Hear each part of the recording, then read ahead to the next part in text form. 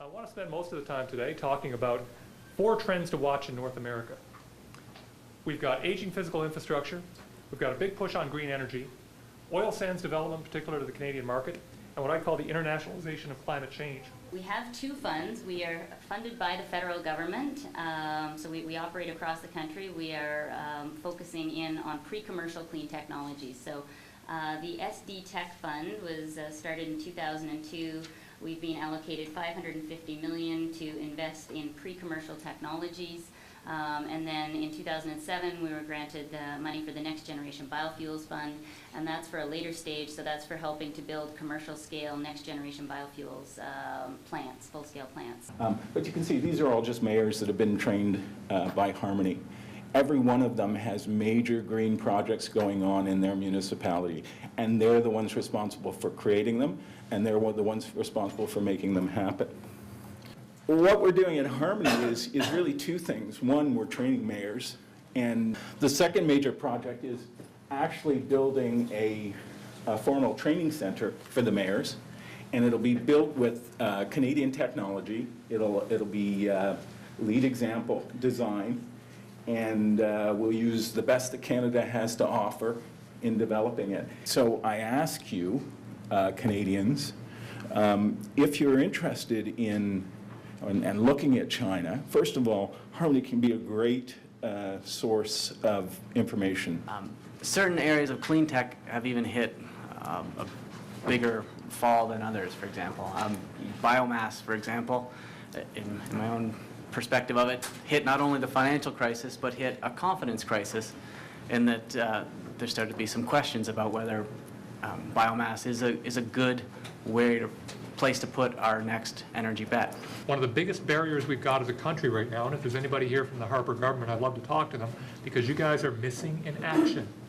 We have a world that is turning green very quickly, and we still have a government that is talking about Kyoto being a mistake, about remediation of environmental problems being a mistake. We really have to get our thinking around this. We are facing the biggest business opportunity the world has ever seen in coping with climate change. And our federal government is missing in action. Our province is beginning to get it together. The provinces are only one part of the equation. The feds need to be in this, and they're not. We do still, in my opinion, do a very terrible job in terms of promoting success, celebrating success. There's a lot of interesting innovation going on across this country, a lot of examples of sustainable communities, a lot of examples of private sector leadership going on across the country, but we do a terrible job of actually promoting it and promoting the innovation that's available from Canadian companies. So I'll reiterate the earlier comment from Dr. Tang and Alex's comment in terms of how effective really are our Team Canada missions when they go to places like China and India, how they actually organizing and mobilizing to effectively sell what we can offer as products and services to global markets. I think we're very poor in that area. That's an area for considerable improvement from my perspective as well. Absolutely agree with you. Our trade missions really are a joke. Let's look at it as the biggest market in the world soon. Without question, it will be second largest in no time, and very soon the largest. And it's the market that we should be looking at, and how do you sell into that market, and how do you take advantage of that? And we're not doing it as a country. And the biggest opportunity for us is green. Anyone who's been to China, you see the problems they have, and they know the problems they have. And they're going to do something about it. We can help them, but if we don't help them, they're going to do it themselves. We've got challenges on both sides of the equation. Canadian businesses often see government as a problem. Government is something that I deal with when they want to regulate me, and I pay them my taxes once a year, but get the hell out of the way because I want to make money. If I had to kind of capture the mindset of a lot of business people I deal with, that's it.